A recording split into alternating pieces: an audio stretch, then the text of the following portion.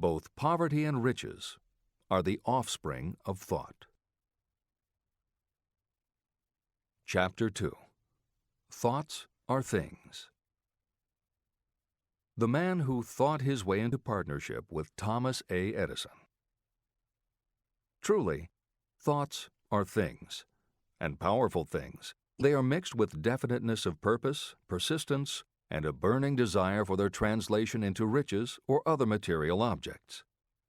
Some years ago, Edwin C. Barnes discovered how true it is that you really can think and grow rich.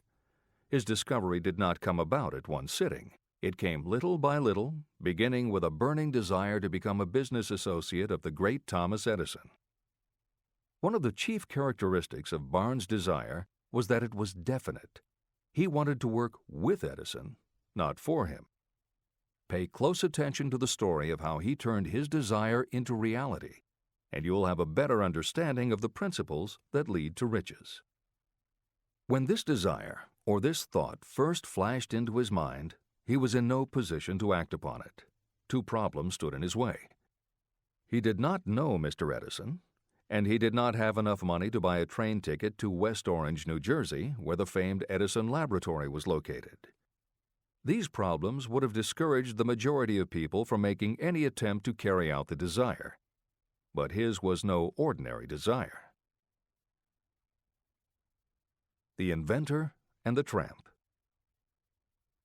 Edwin C. Barnes presented himself at Mr. Edison's laboratory and announced that he had come to go into business with the inventor.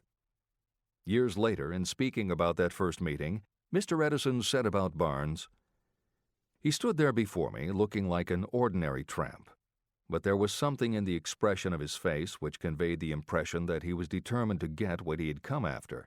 I had learned from years of experience with men that when a man really desires a thing so deeply that he is willing to stake his entire future on a single turn of the wheel in order to get it, he is sure to win.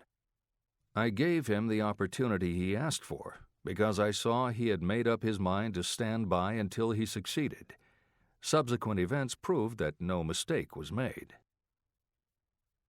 It could not have been the young man's appearance that got him his start in the Edison office. That was definitely against him. It was what he thought that counted. Barnes did not get his partnership with Edison on his first interview. What he did get was a chance to work in the Edison offices at a very nominal wage. Months went by. Nothing happened to bring nearer the goal that Barnes had set as his definite major purpose.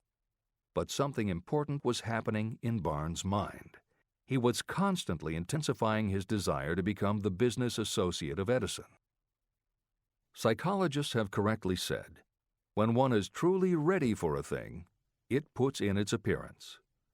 Barnes was ready for a business association with Edison, and he was determined to remain ready until he got what he was seeking.